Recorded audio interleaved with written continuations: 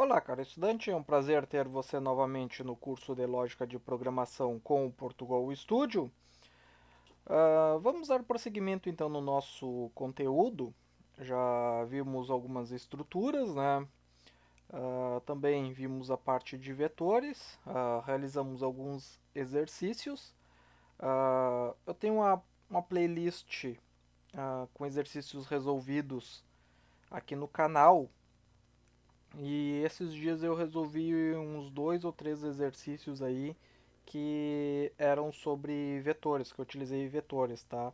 Tem um simulador de caixa eletrônico que faz saque, né?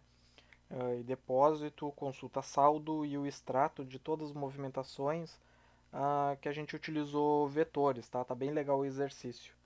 Então sugiro que você dê uma olhadinha lá nessa playlist também, tá?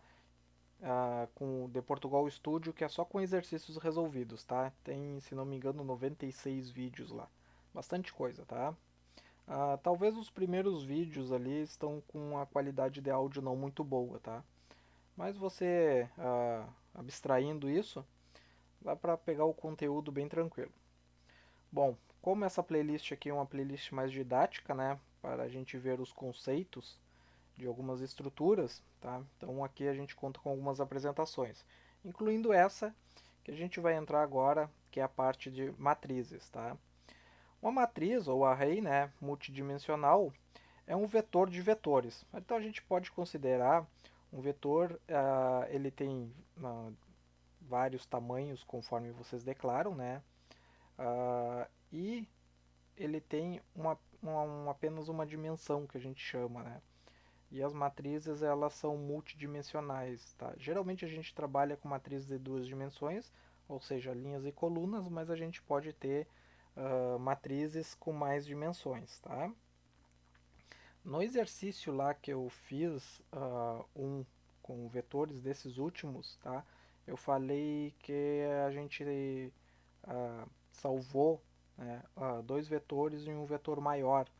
No exercício até eu coloquei que era o vetor de dimensões diferentes. Dimensões eu me referia ao tamanho dele, tá? Multidimensional, tá? Seria as dimensões que ele tem, como altura, largura, profundidade e assim sucessivamente, tá? A gente pensa como se fosse um cubo, né?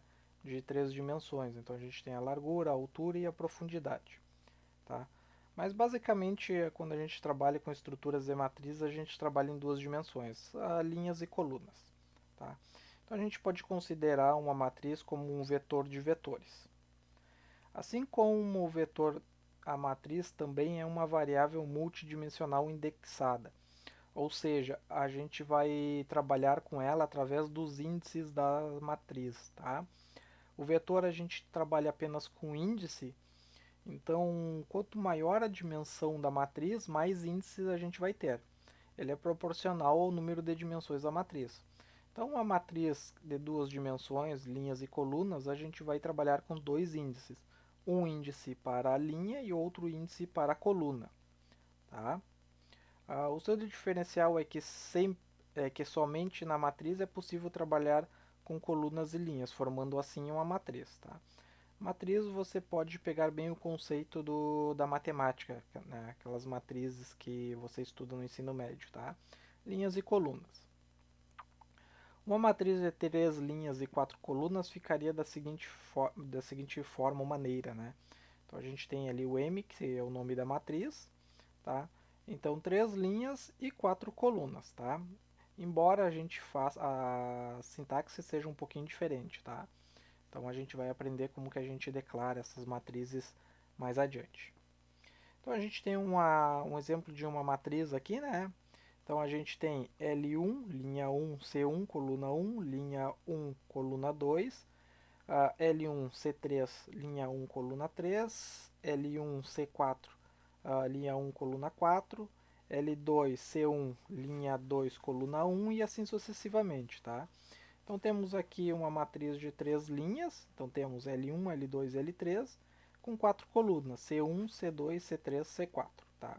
E a gente vai acessar essa matriz, gravar valores, fazer alterações baseadas nos índices que a matriz tem, tá? Que a gente vai estar trabalhando. Assim como o vetor, a matriz também possui todos os elementos de um mesmo tipo, tá? Então, muito importante. Diferente do Python, que dá para fazer umas coisas bem diferentes, né? Aqui não, aqui a gente vai trabalhar com tipos iguais. Então, se eu declarar uma matriz do tipo inteiro, eu só posso guardar valores do tipo inteiro nessa matriz. Se eu declarar uma matriz do tipo caractere, eu só posso guardar caracteres dentro dessa matriz. Na declaração de uma matriz, temos sempre que indicar respectivamente o tipo de dado, tá? Então, normal, né? O nome da variável, tá? Para que possamos utilizar essa matriz nos nossos códigos, né? A gente precisa de um nome, isso já é praxe desde das variáveis, né? O número de linhas e o número de colunas nesta ordem, entre colchetes, tá? Então, colchetes a gente já estava utilizando para vetores, vamos continuar utilizando agora, só que agora temos pares de colchetes, né? Para fazer acesso a um elemento da matriz, seja para preencher ou para consultar o valor, devemos indicar dois índices, um para a linha e outro para a coluna, aquilo que eu estava me referindo anteriormente, né? Então, dependendo do tamanho da matriz, a dimensão, não o tamanho, mas a quantidade de dimensões da matriz, iremos ter números de índices diferentes, tá? O índice é um valor inteiro, pode ser constante ou uma variável, né? Que aparece sempre entre colchetes, após o nome do vetor. Neste caso aqui não é vetor, é matriz, né? Então, esquece vetor, é matriz aqui.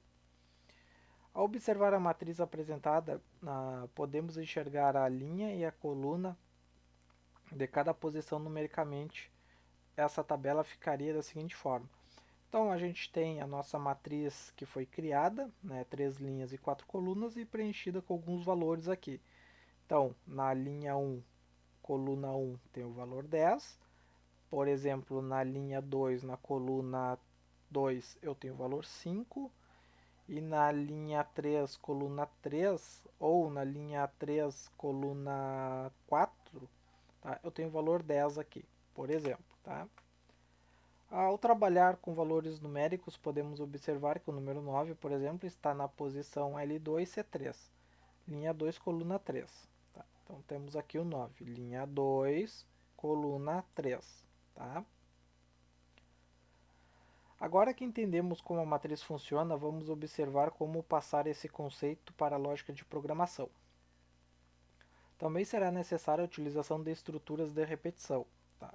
Então, parecido com vetores que estávamos utilizando a estrutura para, tá? Para matrizes também iremos utilizar a estrutura para. Tá? Então, quanto maior o número de dimensões da matriz, mais estruturas paras alinhadas teremos que utilizar, tá? Proporcional ao número de dimensões da matriz. Como temos duas dimensões neste caso, só a linha e a coluna, será necessária a utilização de uma estrutura de repetição dentro da outra. Tá? Então vamos utilizar a estrutura para aninhada. Declaração de uma matriz de números reais de 5 linhas e 3 colunas. Tá? Então eu declaro o tipo da matriz, né? Que tipo de dados que essa matriz vai guardar, o nome da variável ou o nome da matriz, né? Eu declaro o nome da matriz e declaro no primeiro colchete eu declaro o número de linhas e no segundo colchete eu declaro o número de colunas, tá? Então assim que eu faço uma declaração de uma matriz, por exemplo, tá?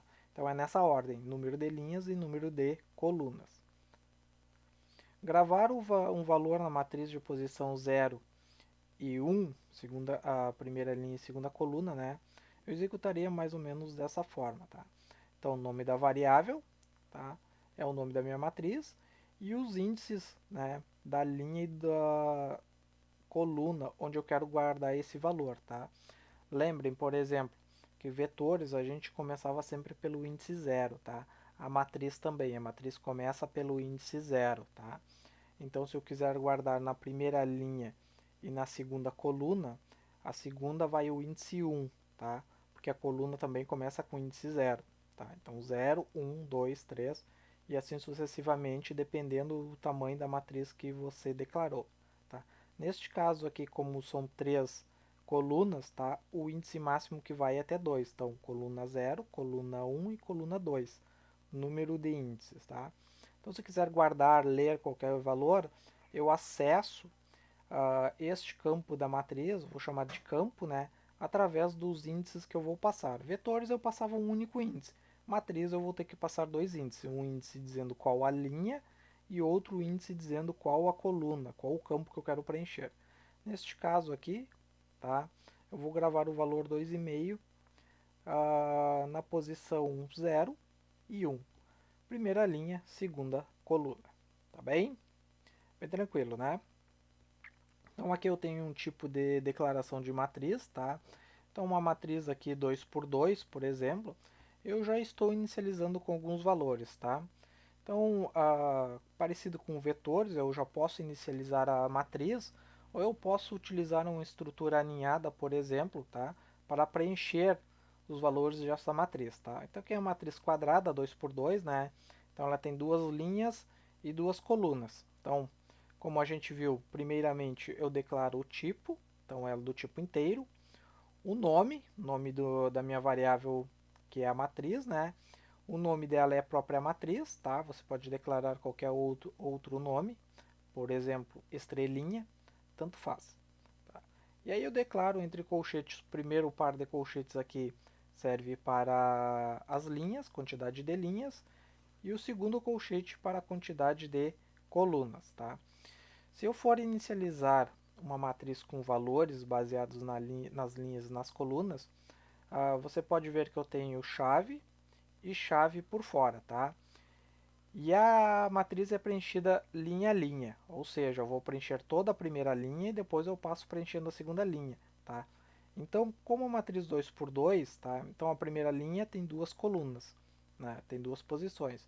Então, eu coloco uma chave aqui, outra chave aqui, coloco na posição 0, 0 e depois na posição 0, 1, tá? Depois eu passo para a segunda linha, tá? Aqui eu vou colocar também chave, chave, tá? E aí eu preencho os valores desta linha. Neste caso aqui, posição 1, 0 e 1, 1, tá? 1 vai receber 11 e 1, 0 vai receber 10, tá bem? Bem tranquilo declaração de matrizes, né? Bom, então a gente viu aqui uma parte teórica sobre matrizes e agora no próxima aula, tá? A gente vai entender um pouquinho mais de matrizes aí diretamente no nosso bom e velho Portugal Studio, tranquilo? Bom, então espero que você tenha gostado e nos vemos na próxima aula. Valeu!